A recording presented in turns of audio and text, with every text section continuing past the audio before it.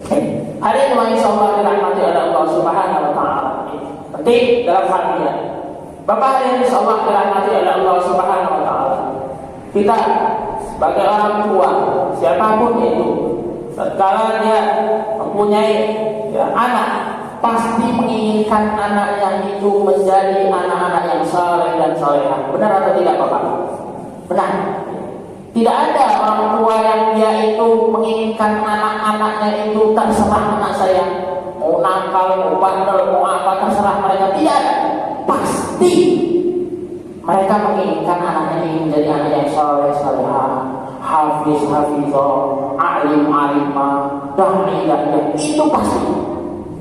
Bahkan hari ini kadang-kadang tatkala mereka menginginkan anak itu menjadi saleh-salehah, menjadi anak yang cerdas, anak yang pintar, banyak mereka ikuti program-program parenting. Mereka ikuti, mereka tidak takut-takut, mereka tidak rugi-rugi. Mau hilang uang jutaan rupiah, bagaimana mereka mengikuti program-program parenting? Agar apa? Bagaimana mengetahui caranya untuk mendidik anak biar anaknya menjadi anak yang baik, anak yang sukses, anak yang cerdas, anak yang berbakti kepada kedua orang tuanya, anak yang saleh dan salehah. Jutaan rupiah mereka keluarkan untuk seperti itu. Bahkan kadang-kadang, mohon maaf, 2 tahun lebih kita sekarang dilanda pandemi. Saya tenaga pengajar, Bapak. Saya pendidik. Jadi orang tua itu banyak yang mengeluh. Mengeluh, kenapa? Mendidik anak ternyata susah. Mereka banyak mengeluh hari ini. Hal-hal demikian. Mereka ikuti program-program parenting, bagaimana caranya? Nah, pertanyaannya, di dalam Islam ada bagaimana sesungguhnya proses, bagaimana sesungguhnya pendidikan anak, mendidik anak, parenting yang Islami di dalam Islam ini. Ini yang perlu kita pahami. Ada atau tidak? Dan ternyata ada. Baginda Nabi Muhammad SAW mencontohkan. Beliau bahkan mendoakan generasi Muslim jauh sebelum kehadiran mereka. Kita mungkin sering mendengar banyak dai, banyak mubalik, banyak ustaz, banyak kiai yang menyampaikan kisah ini. Saat baginda Nabi Muhammad SAW, beliau berdakwah ke negeri Taif. Beliau berdakwah ke negeri Taif. Dan bagaimana sambutan warga Taif saat itu? Bukan sambutan, tapi sambitan.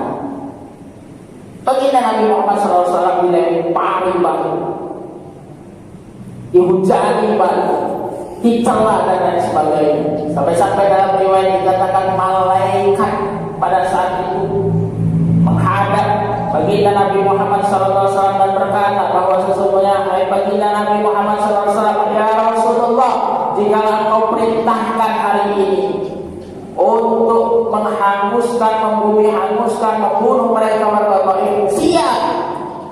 Tapi apa kata baginda Nabi Muhammad SAW? Beliau berdoa. Apa doa beliau? Allahumma hdi qaumi fa innahum la ya'lamun. Allahumma hdi qaumi fa innahum la ya'lamun. Allahumma hdi qaumi fa innahum la ya'lamun. Ya Allah, berilah petunjuk, berilah hidayah kepada siapa? Kaumku, kata baginda Nabi Muhammad SAW. Fa'innahu, karena sesungguhnya mereka, siapa? Penduduk Taif pada saat itu, la ya'lamun, mereka belum mengetahui. Luar biasa. Dan ternyata di dalam Islam proses parenting yang paling utama itu adalah doa. Doa. Ad-doa silahul mu'min. Doa itu senjatanya orang mukmin. Ada yang saya sampaikan ini di majelis sebelah sana. Dia bilang, Ustaz, kalau doa mah gak kurang-kurang, Ustaz. Gak ada tuh orang tua yang gak doakan anaknya. Ya. Pak, biasanya selalu doakan anak gak, Pak? Bahkan ya. Tiap hari selesai sholat kita doakan.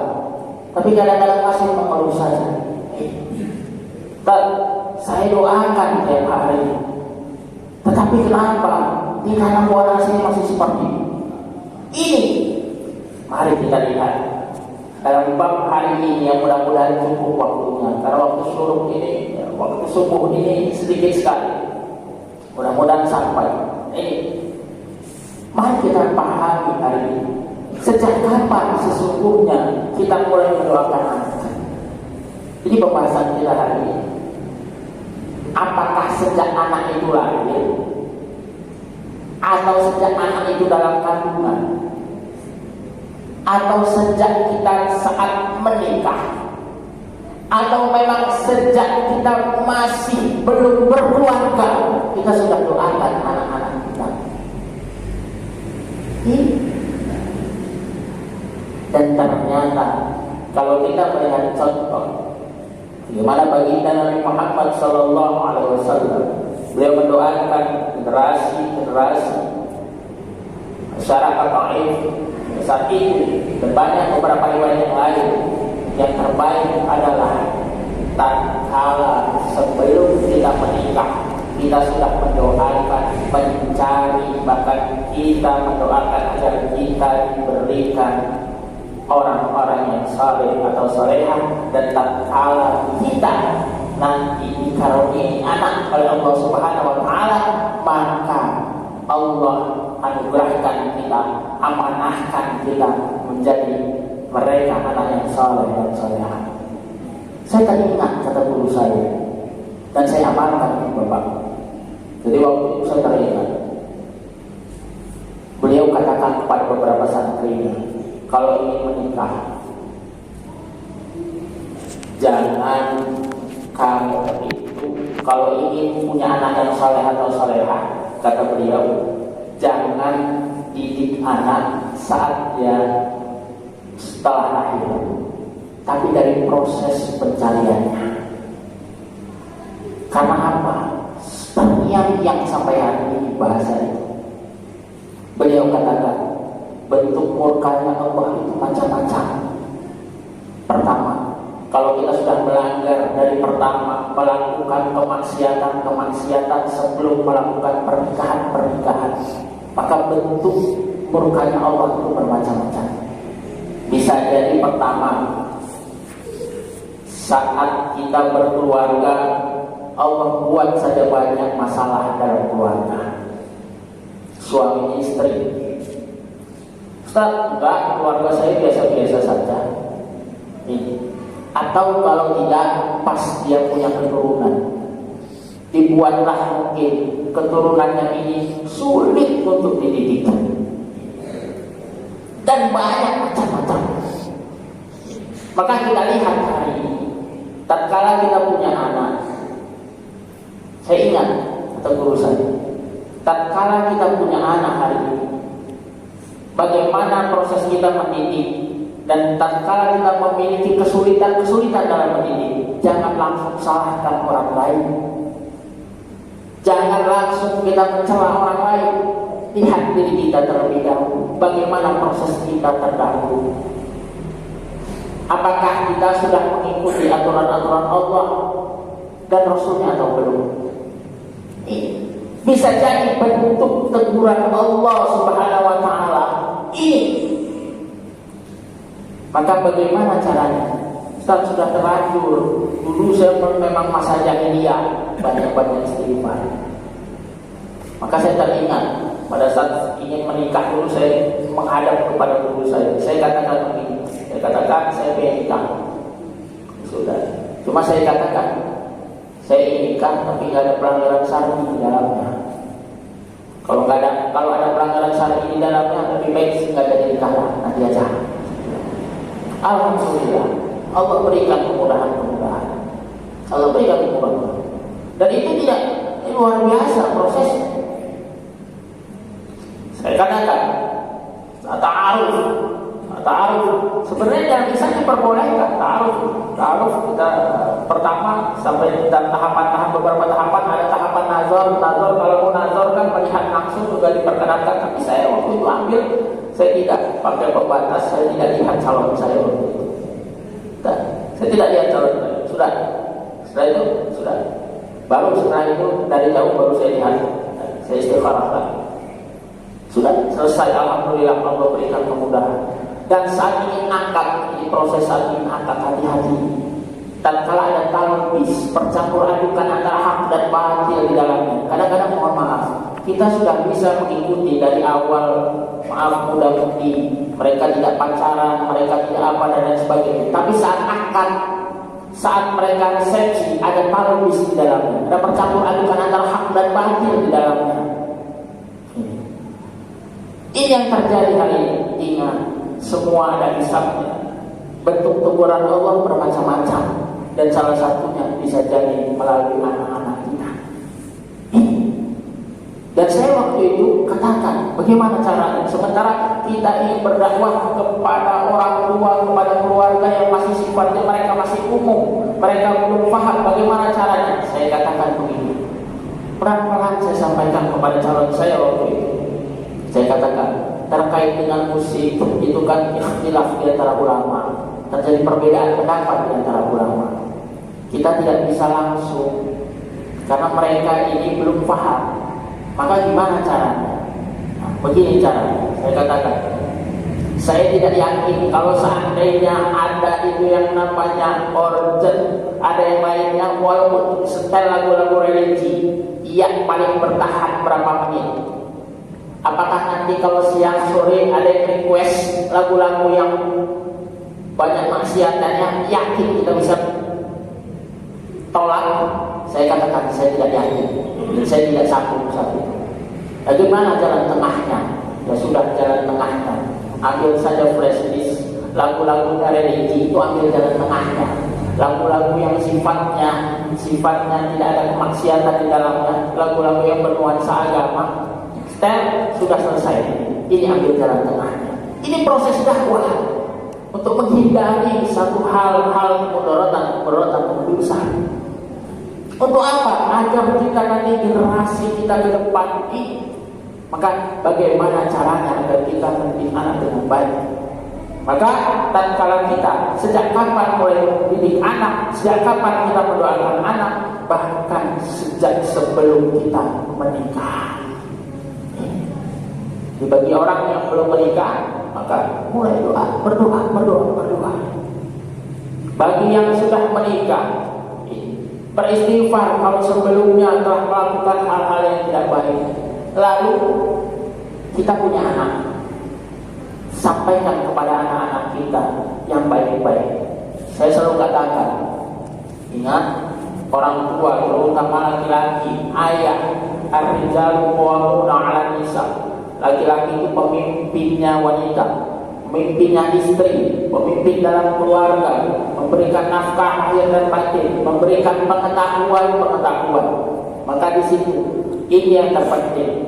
Tatkala makmum di dalam keluarga, siapa makmumnya? Istri dan anak di sana melakukan kesalahan, dan ternyata imamnya diam saja, maka imam ini termasuk dia berdosa. Dan tatkala kita lihat anak-anak hari ini melakukan pergaulan yang melampaui batas, orang tua kenal, orang tua tahu, orang tua mendiamkan saja, maka dia pun terimbas dosanya. Hati-hati hari ini, sampai pelan-pelan kita berdakwah pada anak. Maka mari kita coba bagaimana pendidikan yang baik. Tidak bisa tidak. Tatkala kita biasakan mendoakan anak, tidak hanya sekedar doa, tapi ada pola pendidikan Rasulullah Muhammad SAW. Apa itu? Mari kita bisa amalkan. Yang pertama, orang tua itu perlu tarbiyah wal ta'lim. Apa itu tarbiyah wal ta'lim? Mendidik dan mengajar. Hari ini banyak orang tua yang meninggalkan ini. Tarbiyah wal ta'lim. Orang tua harus mengetahui bagaimana karakter anak-anaknya. Anak 1, anak 2, anak 3, anak 4, anak 5, dan anak yang lainnya. Silakan. Dia harus tahu bagaimana anak pertama kedua seperti apa, oh bagaimana karakter anak yang ketiga seperti apa, anak yang keempat, anak yang kelima ini. Dan orang tua mampu tidak hanya sekedar mentransfer ilmunya, tapi dia benar-benar memahami anak-anaknya dan dia mampu mendidik anak-anaknya dengan baik. Ini yang dicontohkan bagi Nabi Muhammad SAW. Dan yang kedua Pak, irsadul rohaniyah, bimbingan rohani. Dan ini hampir tertinggal di keluarga-keluarga muslim. Etika kita sering menyebutnya ada. Hari ini orang cerdas banyak Bapak, tapi orang yang mempunyai adab yang baik itu langka. Maka wajar profesor, doktor itu banyak hari ini, tapi mereka suul adab. Adab-adabnya buruk, adab-adabnya jelek. Hari ini kita krisis akhlak. Kita krisis akhlak. Maka dimulai dari mana? Dimulai dari keluarga. Maka kenapa dalam surah At-Tahrim Allah berfirman, A'udzu billahi samil 'alim minasy syaithanir rajim. Bismillahirrahmanirrahim. Ya ayyuhalladzina amanu qu anfusakum wa ahlikum nar al-ayah. Hai orang-orang yang beriman, jagalah dirimu dan keluargamu dari api neraka. Ayat ini mungkin sering kita baca, mungkin sebagian dari kita banyak yang hafal surah At-Tahrim ini. Tapi kadang-kadang ngaji kita ini hanya sekedar ngaji kuantitas, belum ngaji kualitas. Karena para ulama itu membagi ini ngaji tilawah itu. Ada tilawah secara kuantitas, ngaji secara kuantitas, ada ngaji secara kualitas. Nah, ngaji secara kuantitas itu bagaimana? Ya sekedar ngaji, sekedar kita tilawah Al-Quran 30 juz, 114 surah. Baca mulai dari Al-Fatihah hatta hingga surah An-Nas dibaca. Selesai khatam, mulai lagi dari awal. Selesai khatam, mulai dari awal, balik lagi itu. Hanya sebatas itu dibaca. Bagus itu, ya bagus. Tapi hanya sekedar kuantitas. Naik sedikit kualitas. Bagaimana? Tadaburi, pahami, amalkan. Kualitas. Maka tatkala kita lihat apa? Pahami ayat-ayat yang kita baca. Maka kita kadang-kadang sering melihat ada imam baca Quran, di ayat-ayat tertentu mereka menangis. Tahu Pak, kenapa mereka menangis? Ada yang tahu? Ada yang tahu? Mereka paham maknanya. Oh, ini ayat-ayat tentang neraka. Oh, ini ayat-ayat tentang siksa dan lain sebagainya. Mereka paham. Membantu kekhusyuan. Nah, kalau kita menangis kadang-kadang tentang apa? Mentadaburi ayat-ayat. Wallahu a'lam bishawab. Bagaimana ngaji secara kualitas? Maka tatkala Allah berfirman, ya ayyuhalladzina amanu qu anfusakum wa ahlikum nar al-ayat. Hai orang-orang yang beriman, jagalah dirimu dan keluargamu dari api neraka. Maknanya apa? Bahwa sesungguhnya kita diperintahkan untuk menjadikan keluarga-keluarga kita, anak-anak dan istri kita itu terhindar dari yang namanya api neraka. Bagaimana caranya? Dengan mengikuti taat pada perintah Allah dan Rasulnya. Bahasa sederhananya, saya selalu sampaikan, bahasa sederhananya, ciptakan pesantren-pesantren keluarga di dalam rumah-rumah kita. Dan ini gak ada yang instan. Hari ini kita ingin menjadikan anak kita saleh dan saleha, tapi kita sendiri bagaimana? Sudahkah kita ciptakan pesantren-pesantren keluarga dalam rumah-rumah kita? Sudahkah kita memberikan irsadul rohaniyah, bimbingan rohani kepada anak-anak kita? Ini adab-adab. Kita sering sampaikan kadang-kadang, mohon maaf, yang pendidik, yang guru sering menyampaikan kepada murid-muridnya. Nah, di sekolah, di kelas,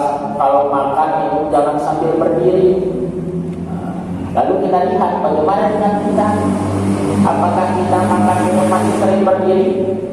Padahal jelas hadisnya, la yasrobanna ahadukum qa'imah.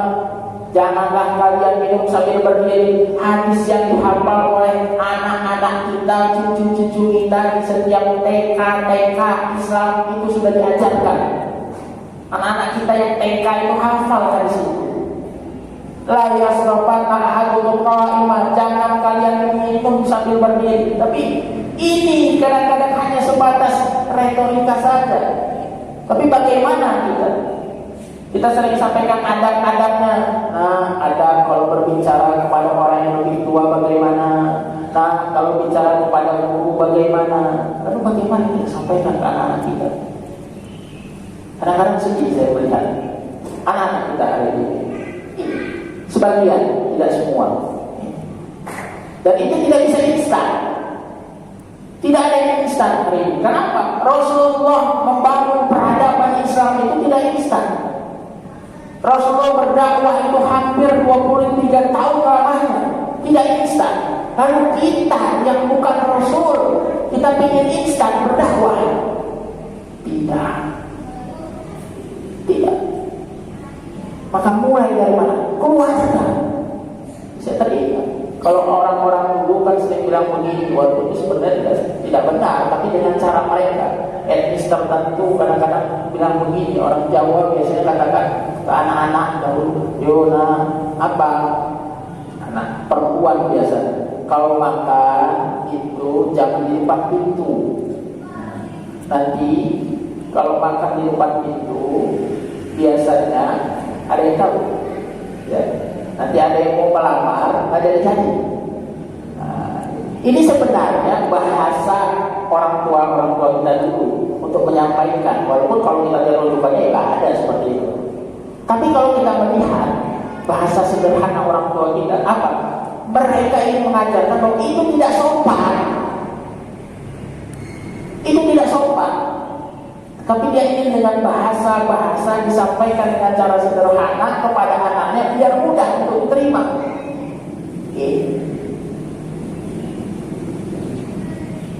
Hal-hal yang demikian dikatakan itu, dan itu terekat terus. Lalu bagaimana dalam kita hari ini yang sudah mengenal agama? Sudahkah kita lakukan itu? Adab-adab kita sampaikan? Kenapa? Agama Islam itu agama yang sumul, agama yang sempurna, agama yang menyeluruh, yang mulai dari bangun tidur sampai tidur lagi diatur di dalam Islam. Diatur di dalam Islam. Saya belajar perbandingan agama Pak dulu. Dan saat saya kuliah, ya, itu dahulu, tempat saya dahulu, itu kalau belajar agama-agama yang lain itu langsung tokoh agamanya langsung. Jadi kalau seandainya belajar hari ini belajar agama Katolik, itu tokoh agama Katolik yang datang menyampaikan sejarah agama Katolik. Kalau seandainya itu belajar agama Hindu, tokoh agama Hindu, pemuka agama Hindu yang datang mengajarkan sejarah agama Hindu. Itu dahulu. Mata kuliah itu kontroversi benar dahulu. Kenapa? Kalau dipelajari oleh orang-orang yang akidahnya sudah baik, dasar moralnya baik, insya Allah kita semakin kuat bahwa agama yang paling benar itu adalah agama Islam. Tapi kalau ini dipelajari oleh orang-orang yang akidahnya belum kuat fondasinya, dia akan jadi orang-orang yang liberal.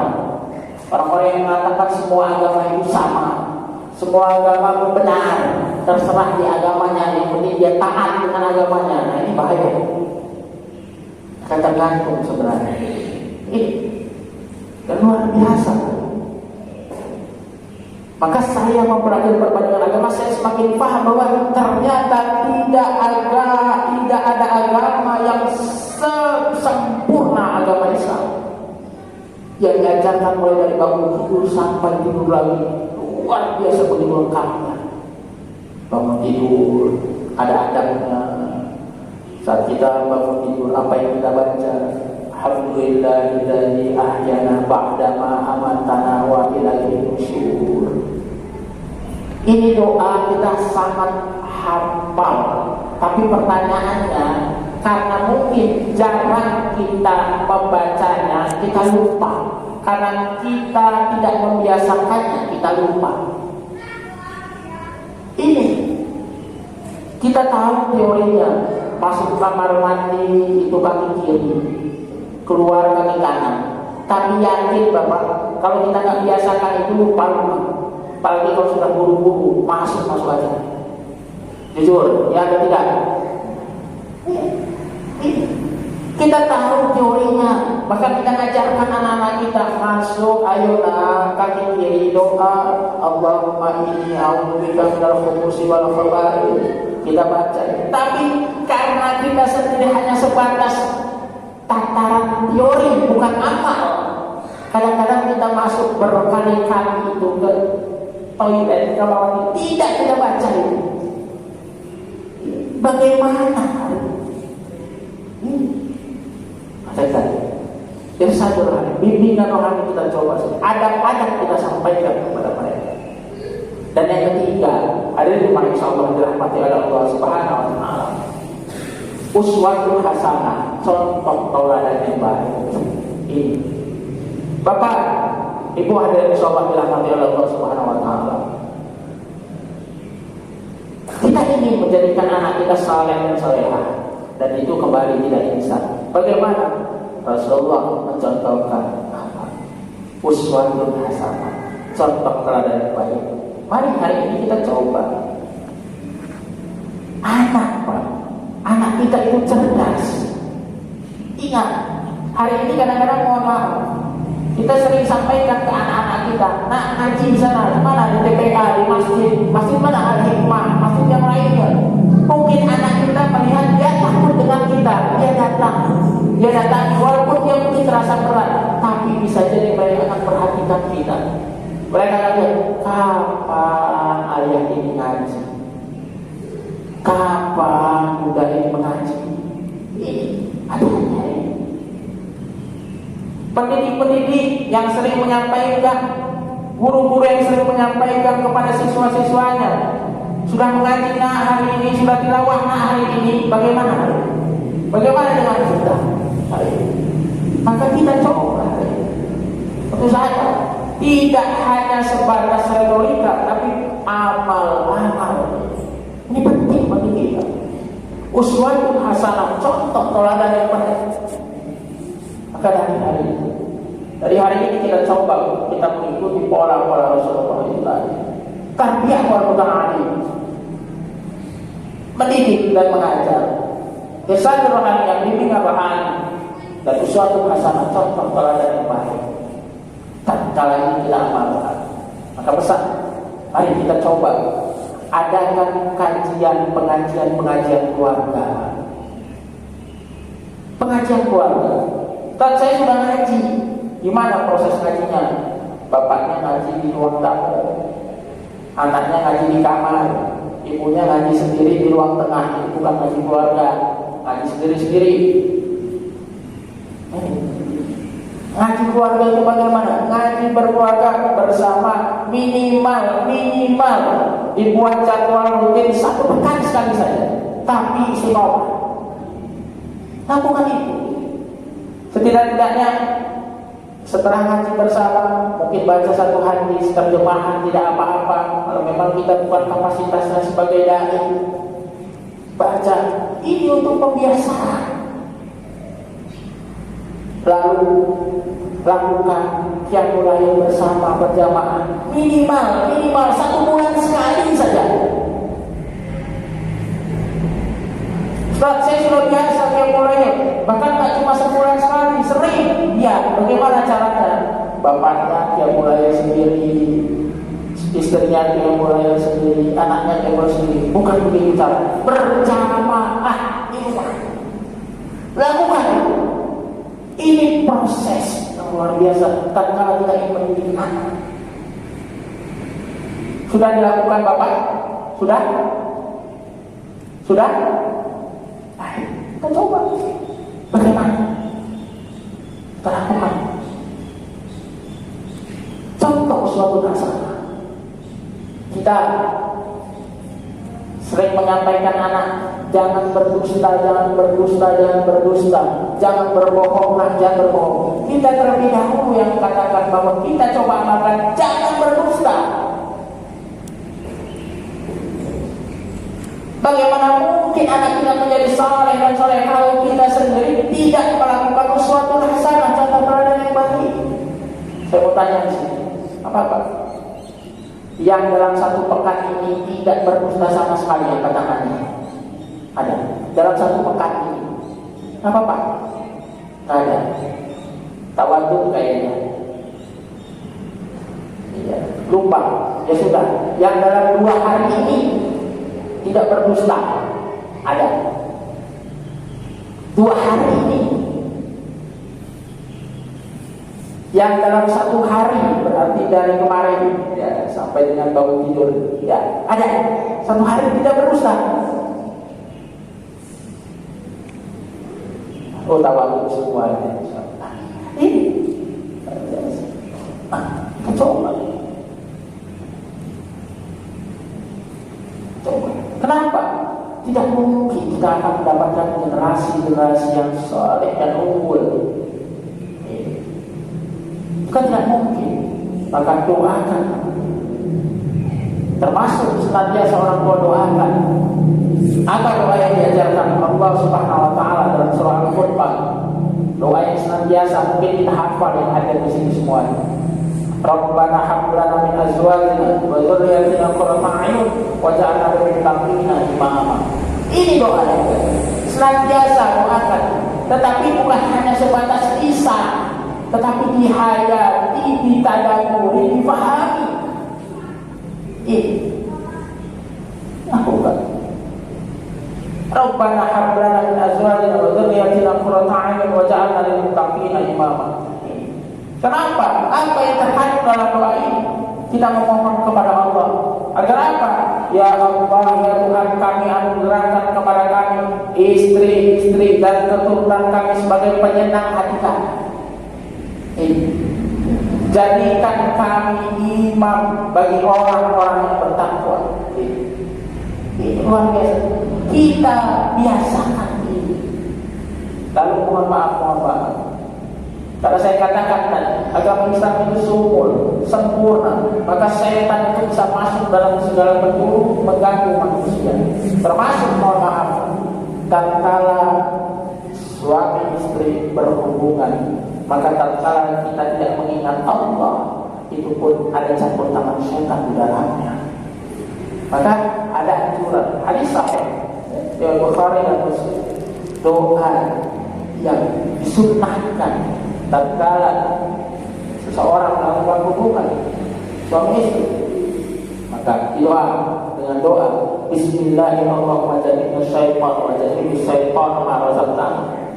mohon kepada Allah dengan nama Allah, ya Allah jauhkan kami dari setan dan jauhkan setan agar tidak mengganggu apa-apa ataupun anak yang kau berikan kepada kami. Maka bisa jadi tatkala kita kurang dengan doa-doa tersebut, maka bentuk teguran Allah Subhanahu wa taala itu bermacam-macam. Salah satunya adalah dengan bentuk mereka membangkang, bentuk mereka melakukan kemaksiatan. Maka mulai dari sekarang, mari jadikan rumah-rumah kita menjadi pesantren-pesantren keluarga. Doakan terus anak-anak kita, lalu jadikan pesantren-pesantren keluarga dalam rumah-rumah kita. Dan jangan sampai anak-anak kita melakukan pergaulan-pergaulan yang jelas pada aturan-aturan Allah dan Rasul. Tatkala anak kita sudah waktunya untuk mereka berkeluarga, maka carikan jodohnya, nikahkan mereka. Jangan sampai mereka bermaksiat. Karena apa? Tatkala mereka bermaksiat, maka dosa bukan hanya anak tersebut, tapi tatkala orang tuanya mengetahui dan orang tuanya mendiamkan saja, maka sesungguhnya orang tua tersebut pun mendapat dosa. Saya katakan berdosa haram hukumnya. tatkala orang tua mendiamkan anak-anaknya itu melakukan kemaksiatan, ya, pergaulan, melakukan hal-hal yang tidak baik, nah ini mereka diam saja. Hadirin jemaah insyaallah dirahmati oleh Allah Subhanahu wa taala. Ini yang perlu kita pahami hari ini, dan sampai keluarga-keluarga kita menjadi keluarga-keluarga yang tidak baik. Kita pasti mengharapkan anak-anak kita menjadi anak yang saleh-salehah, keluarga kita menjadi baiti jannah, baiti jannah, rumahku, surgaku. Kami yakin ini bisa didapat tatkala ada faktor suami yang saleh, istri yang salehah, dan anak yang saleh dan salehah. Istri yang salehah ini perlu kita dapatkan dengan cara yang baik pula. Maka perlu, mengapa ta'aruf itu penting. Saya belajar beberapa kitab-kitab karangan ulama. Maka kenapa dibahas auratnya wanita itu, kenapa seluruh tubuhnya kecuali wajah dan telapak tangan? Karena sesungguhnya kalau kita hanya ngaji hanya sebatas ini, paling kita hanya dapat kita dapat luar-luarnya saja pembahasannya. Tapi ternyata kalau kita gali ke dalamnya, ternyata sesungguhnya ada banyak rahasia di dalamnya. Apa? Ternyata dari wajah dan telapak tangan seorang wanita kita bisa lihat sampai kepada tingkat kesuburan seorang wanita. Di sesungguhnya kita bisa lihat bagaimana tingkat kesuburan seorang wanita. Itu cukup dari wajah dan telapak tangan. Maka luar biasa tatkala kita mendalami Islam itu. Maka saudara, yakinlah dengan ajaran Islam ini. Udkhulu fi silman kafah, masuklah dalam Islam itu secara kafah, secara menyeluruh, tidak setengah-setengah, tidak separuh-separuh. Kan hari ini kan kita kadang-kadang mohon maaf, kita ini masih banyak menerima sebagian, tapi menolak sebagian. Ada ayat-ayat yang cocok kita pakai, ada ayat-ayat yang tidak cocok kita singkirkan, kita tahan dulu. Siapapun itu kadang-kadang, ustaz juga itu kok. Iya, kadang-kadang ustaz-ustaz yang mohon maaf yang mereka senang atau belum senang untuk berjamaah, ya, mereka masih pakai dalil-dalil yang jamaah itu kan di masjid itu kan perbedaan pendapat, hukumnya sunnah muakkad dan lain sebagainya. Mereka sering seperti itu, dicari dalil-dalil yang menguatkan dirinya. Hati-hati hari ini. Maka kita udkhulu fi silmi kafah, masuklah ke dalam Islam secara kafah. Terlebih-lebih ini urusan yang sangat penting, urusan keluarga, urusan anak. Jangan coba-coba. Jangan coba-coba. Banyak hari ini dan tren rumah-rumah tahfiz itu di mana-mana. Pondok-pondok pesantren itu di mana-mana. Tapi hari ini yakin hasilnya bisa bermacam-macam. Tergantung dari siapa? Tergantung dari orang tuanya. Tergantung dari orang tua. Ada orang-orang yang memasukkan anak-anaknya ke rumah tahfiz karena sekedar tren, karena sekedar senang. Kenapa? Anaknya bisa ngaji, anaknya sudah dia bagus. Tapi tidak hanya itu. Perlu riyadhah batin. Saya sering membahasakan dengan riyadhah batin. Nah, orang tua perlu riyadhah batin. Bagaimana? Doa gedor pintu lagi. Jadi tidak sekedar hanya yang penting masukkan rumah Quran selesai. Terserah rumah Quran itu mau bagaimana terserah. Tidak, doa orang tua yang menentukan. Masukkan kita ke sekolah-sekolah kita selesai. Terserah pokoknya. Kalau ada sedikit kebijakan yang nggak baik, protes. Iya, kadang-kadang ada orang-orang seperti itu. Tidak demikian. Perlu yang batin. Bagaimana? Doa. Bangun di sepertiga malam terakhir. Doakan anak-anak kita. apa? Allah berfirman, "Ud'uni astajib lakum." Berdoalah kepadaku, astajib lakum, pasti aku kabulkan, kata Allah Subhanahu wa taala. Maka jangan sekali-kali kita keluar dari aturan-aturan Allah dan Rasul. Jangan merasa bangga hari ini dengan keimanan-keimanan kita. Jangan, karena al-iman yazid wa yanqus musliman itu kadang naik kadang turun. Maka perlu ada kita buat di dalam keluarga kita itu pesantren-pesantren keluarga tadi. Kebiasaan-kebiasaan agar apa? Agar anak-anak kita bisa menjadi saleh dan salehah tadi. Pernah saya mendapat ada seorang kami di lembaga, saya punya lembaga bersama kawan-kawan. Lembaga kami media transformasi keluarga Indonesia yang kami konsen bagian parenting Islam. Di sana termasuk ya, banyak konsultasi tentang keluarga-keluarga. Dan ternyata salah satu pasien kami ada yang mengatakan bahwa Ustaz, saya dulu pernah melakukan kemaksiatan. Kemaksiatan apa itu? Zina. Tapi sudah bertaubat, Ustaz. Sudah. Gimana caranya, Ustaz?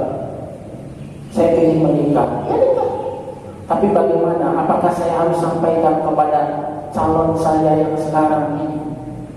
Sementara saya ingin menikah, calon saya tidak tahu. Bagaimana caranya? Ini laki-laki dia seperti itu. Bilang, saya katakan, kamu sudah bertaubat, sudah. Taubatan nasuha, taubatan nasuha.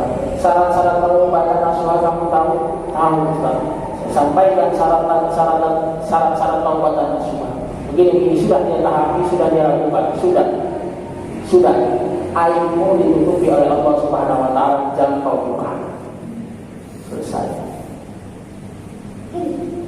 Dan alhamdulillah, insyaallah mudah-mudahan dia jadi keluarga yang sakinah. Lakukan.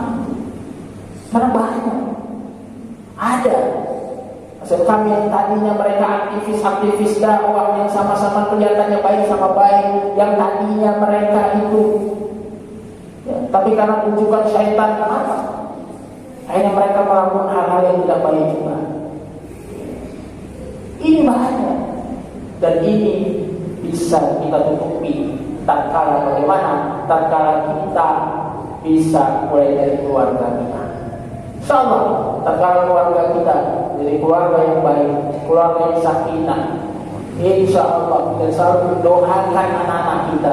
Yakin kita tidak hanya berkumpul di dunia, tetapi kita pun dikumpulkan oleh Allah Subhanahu wa taala nanti di jannahnya Allah Subhanahu wa taala. Oke, ini kalau ada pertanyaan silakan. Nanti kita akan waktu suruh dan sebagainya. Ada yang ingin bertanya silakan. Kait dengan ini ataupun yang lain.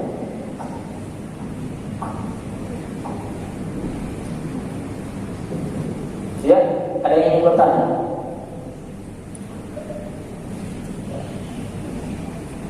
Tidak ada. InsyaAllah.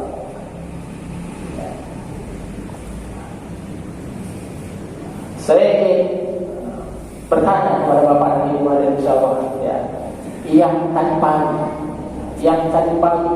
terbangun dan terbiasa selalu tatkala dia bangun tidur mengucapkan alhamdulillah billadzi ahyana ba'da ma amatana wa ilaihi nusyur. Dan dia sudah melakukan adab-adab yang baik menyampaikan kepada keluarganya ada hari ini. Ada. Saya ada satu tulisan saya yang ingin saya berikan kepada Bapak. Ada. Tidak ada. Ya sudah kalau tidak ada. Alhamdulillah. Jadi saya katakan, InsyaAllah saya penulis buku ini. Dalamnya di sini buku ini, ya. Di sini membahas tentang panduan keluarga yang ideal. lalu ancaman menunda pernikahan, dan solusi ikhtiar bagi mereka yang ingin memiliki keturunan. Ini di dalam Islam. Ini ada ya, hal itu. Jadi perlu tatkala kita memang nanti pahami Islam secara kafah, maka tatkala kita ingin pahami dengan benar, pahami dengan baik, maka jadikan anak-anak kita menjadi anak yang saleh dan salehah. Dan itu tidak instan. Jadikan anak-anak kita itu dengan cara apa? Cetak mereka, buat kondisi lingkungan di dalam rumah kita, yaitu apa? Saya sering biasakan dengan membahasakan pondok-pondok pesantren di rumah. Siap Pak menjadikan rumah-rumah kita menjadi pondok-pondok pesantren? Siap? Siap? Siap. Ingat, Allah menjadi saksinya. Ya, kalimat yang mudah untuk diucapkan, tapi perlu keistiqomahan. Kenapa? Mari kita coba. Kenapa? Tatkala kita berniat, pasti tantangan, godaan banyak macamnya. Maka kita coba. Ya, mulai. Itu saya lakukan. Mohon doanya selalu. Anak saya, anak 1, anak 2, anak 3, anak 4, dan anak 5. Alhamdulillah. Baru waktu kami menikah dengan anak 5. Kita coba. Pelan-pelan kami mencoba untuk belajar istiqomah. Bagaimana agar benar-benar nuansa Islam yang kita coba. Dan mencoba untuk menjadikan kita tidak hanya sebatas retorika, tapi kita menjadi sesuatu hasanah bagi anak-anak kita. Saya teringat sekali. Saya pernah mendengar kisah, dan saya diskusi dengan seorang motivator. Dia senantiasa anaknya itu kalau mau tidur selalu diceritakan, didongengkan dengan bahasa Inggris. Saya katakan, kenapa dia dongengkan bahasa Inggris? Dia simpel saja dia jawab, ini untuk proses pembiasaan. Saya ingin anak saya mahir bahasa Inggris. Maka mulai dari bayi, belum apa-apa, dia belum paham, dia terus bicara bahasa Inggris dongeng untuk pembiasaan. Ini luar biasa. Kenapa enggak kita tadi? Kita coba anak-anak kita pembiasaan dengan hal yang baik-baik. Mau tidur, kita tilawah di depan mereka. Ya, kita bacakan sirah, kita baca yang baik-baik. Dan ini perlu keistiqomahan. Dan ingat, istiqomah itu berat. Iya, istiqomah itu berat. Yang ringan itu istirahat. Istiqomah berat, benar. Kita bisa Pak kalau cuma 1 minggu. Kita bisa kalau cuma 1 bulan. Begitu kita ingin istiqomah. Karena pahalanya orang yang beristiqomah itu luar biasa. Tak main-main, surga balasannya.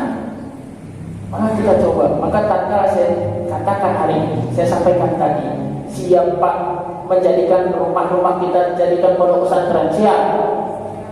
Siap. Mudah-mudahan Allah berikan kita keistiqomah. Dan caranya dengan 3 tadi. Tarbiyah wal ta'lim, irsyadul rohaniyah, uswatun hasanah. Ini saja. Lakukan, insya Allah. Yakin.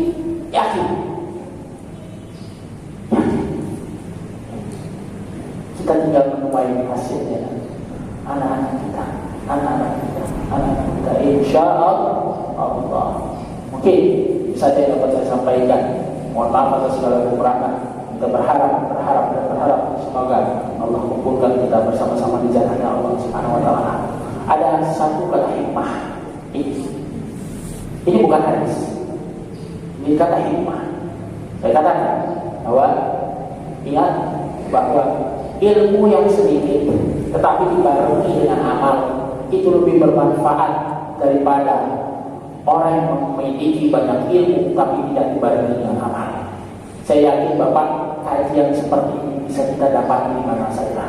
Atau mungkin Bapak pernah menyaksikan atau mengikuti kajian-kajian ini sebelumnya.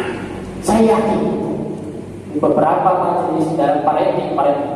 Tapi yakinlah